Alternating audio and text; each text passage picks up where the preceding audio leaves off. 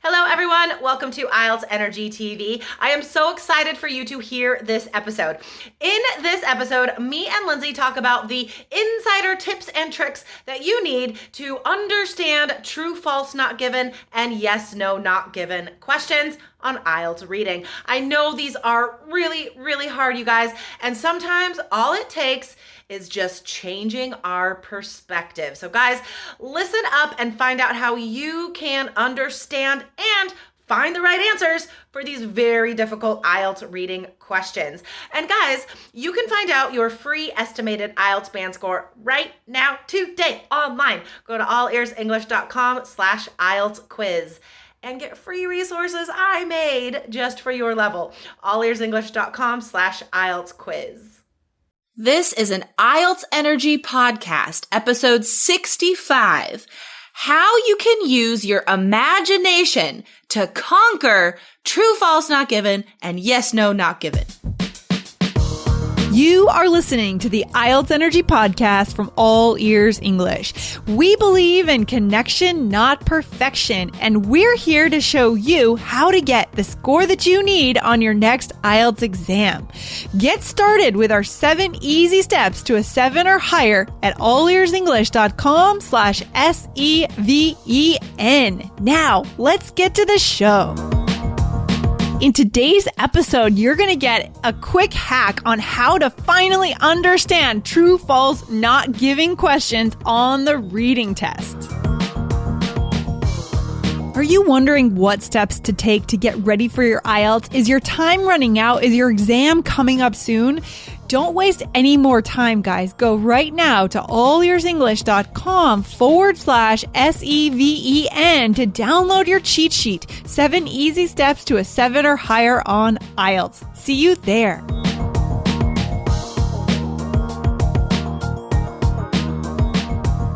Hey, Jessica, how are you doing today? What's happening? Hey, I am doing well. I am doing very well. I'm excited for recording today. This is our first video podcast. So that's cool. It's super exciting. We're actually on video. We normally just hide behind the microphone, but we're on video today. I know. We actually had to put on makeup and think about our clothes today. Did you put on makeup? Usually I didn't put on makeup. Podcasters, you could just, wear sweats and a bathrobe, but you can be super grubby, but today we are done up. Although I didn't put on any makeup. I don't know. I just have the bare minimum. The bare minimum. The bare minimum, exactly. Okay. So Jessica, what are we talking about today? What are we going to talk about? It's something that our listeners really struggle with, right? Yeah. So how long have I been teaching IELTS? Every single class, there's somebody that asks about yes, no, not given, or true, false, not given. This is one of the hardest questions on the test. And it freaks students out so much that I think it steals their confidence as soon as they see this question type. And which section of the test is this in? What are we talking about? Where in the test is this? You don't know what I'm talking about.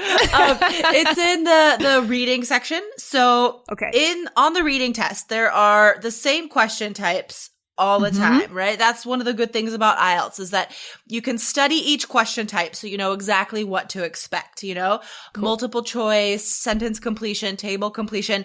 These are all these question types that are used all the time. So two of the most difficult question types for students are the true, false, not given and the matching headings to paragraphs. So next week we'll talk about matching headings to paragraphs because we know that's also a big issue. But today I wanted to talk about the yes, no, not given, true, false, not given. Okay, let's do it. So we want to remind our listeners to check back next week also to get those matching questions, get that information on the matching questions. Exactly. But today, true, false, not given. So what is your wisdom that you can help us out with today? Okay, let me define them first, just very simply. So first of all, for our listeners, make sure that you know if it's true, false, not given, or yes, no, not given. Because if you mix it up and you write T instead of Y or something, then it's wrong. So good point. Yeah, because sometimes students get too comfortable with the exam almost, and they don't read the directions very carefully. They just like, oh, I know this question type, and then they just go for it. So yeah, be that's careful. a real danger. Yeah. Okay, so you write T or Y if the statement matches and agrees with the passage. Okay. So T or Y, true or yes, right? Yeah. Okay. So you're given a statement and you have to decide if it agrees, if it disagrees, or if it doesn't quite match up. So the most difficult thing is telling the difference between the false and not given. That's the hardest part. So the difference is quite clear cut actually. And it's just a matter of looking at examples and practicing as much as you can. So you become comfortable with what IELTS is giving you, because it's a certain kind of information. You just have to become comfortable with seeing how it matches up. Okay. So true and false, or yes and no. Everything in this statement matches information in the passage. It's all there. Everything, literally everything. Yeah, okay. All the information is there, but it either agrees or disagrees. So got it. Okay. I like to try and set it up like a cartoon in class where like one cartoon character is the reading passage and the other cartoon character is like the question. I know it's weird, but I promise like it makes sense. So it helps if you imagine two people having a conversation. Okay. And like one person is the passage and the other person is the question, and they're talking to each other.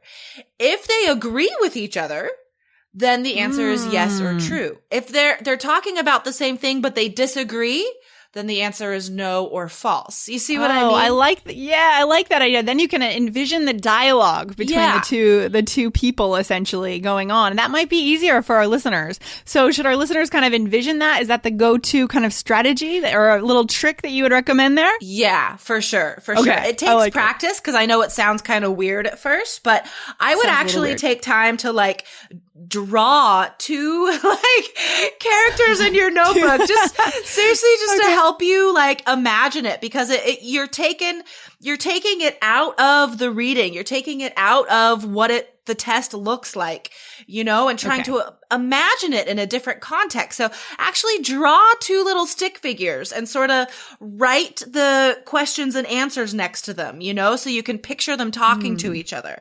All right. So I chose a passage from Cambridge 3.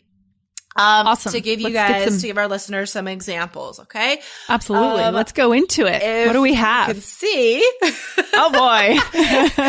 I just showed our video watchers, our video listeners, the book. Right. Okay. So, it's a passage. And I just want to mention to our listeners on the podcast, if you guys want to get the video version, it's now available on IELTS Energy TV. So go to YouTube and type in IELTS Energy TV and you will catch us, hopefully, on YouTube. Oh, man. Oh, there was a connection problem there. Can you hear me? Uh-oh. Are we back? I can hear you. We are good to go. Let's go. Rock on. All right. So, it's a passage about votes for women. Okay. So I'm just going to take our listeners just step by step so they have clear examples of exactly how to approach it on the test. All right. Awesome. Okay. If you want to get the 7 that you're looking for, you need to know the exact steps to follow to get that 7. And you can get those steps now. We've prepared a free IELTS cheat sheet. The 7 easy steps to a 7 or higher. Get started now with this cheat sheet at allearsenglish.com/SEVEN. So the first question, the first statement says, in 1903, women in Australia were still not allowed to vote. Okay. So you look at the keywords. So in this case, 1903 obviously is the keyword you're going to scan for because it's a number. And then the negative, not allowed to vote. So So we focus on those keywords, then we go back to the passage and you use your finger to scan for 1903. And then I see 1903, and then I read that whole sentence carefully. So it says, formed in 1903 by the political campaigner, blah, blah, blah. They began an educated political agenda. I don't see Australia yet. So then I keep reading. And in the next sentence, it says, Australia and parts of the United States had already enfranchised women. So that means they had already allowed them to vote. Okay. All right. And just to highlight how you chose those keywords one more time, because I think this can be a little bit confusing too. Like, how do we choose keywords, right? So you said dates, numbers, and negatives, right? So yeah, just think like N, names, numbers, negatives. Those are always keywords. Always, always, always. Other More than that, things. if those aren't in the sentence, because they're not always there, obviously, just choose the most special word to look for, the most special specific word. Okay, the word that really stands out that you feel really changes the sentence, I suppose. The word that has the most information. Gives more detail. Yeah, that's not going to be everywhere in the passage, that maybe will only be there once or twice, because that's what you have to focus on finding. And the answer is going to be right next to it. Because the answers are always next to the keywords. Yeah, so.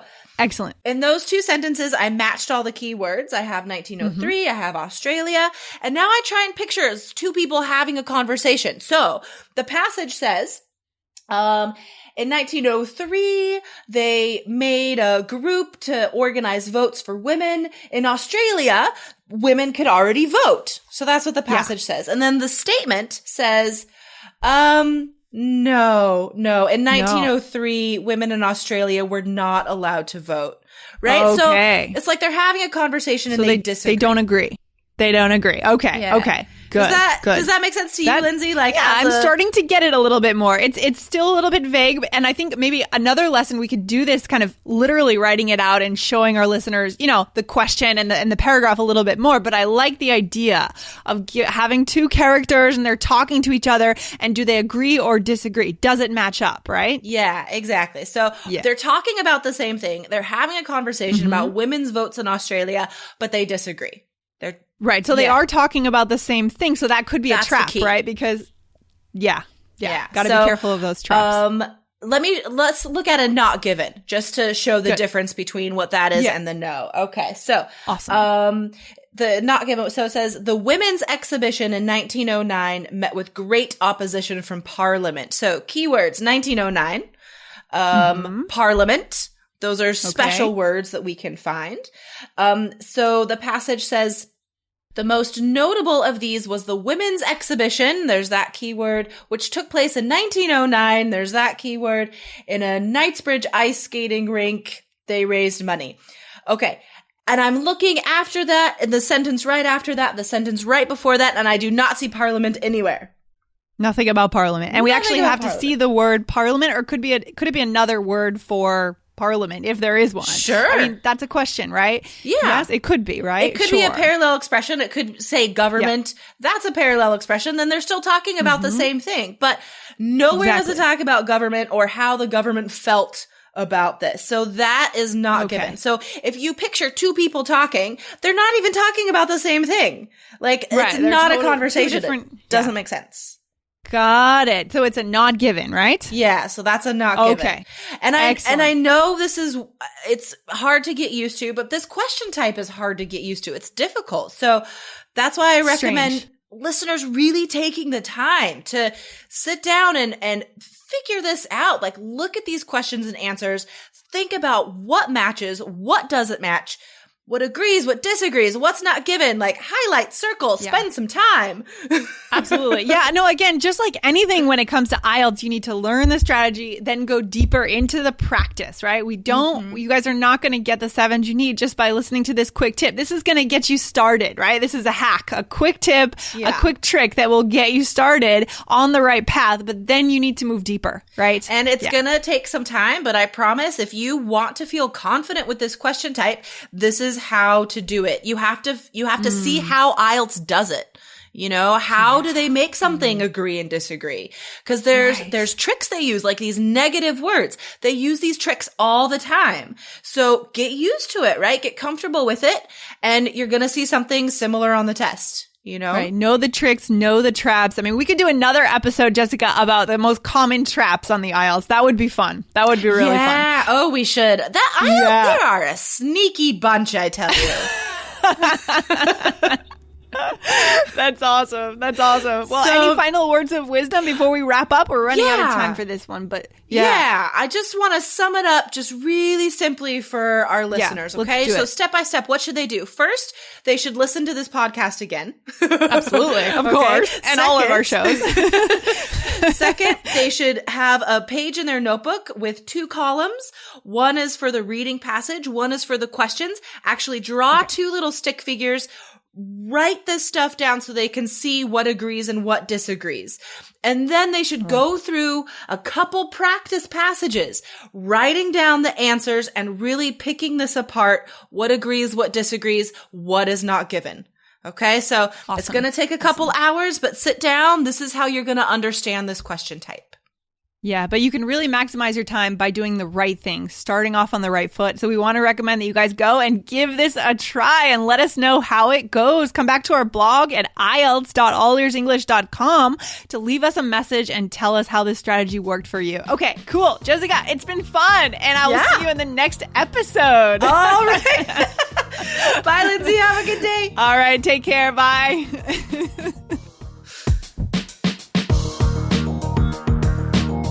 Thanks so much for listening to the IELTS Energy Podcast from All Ears English.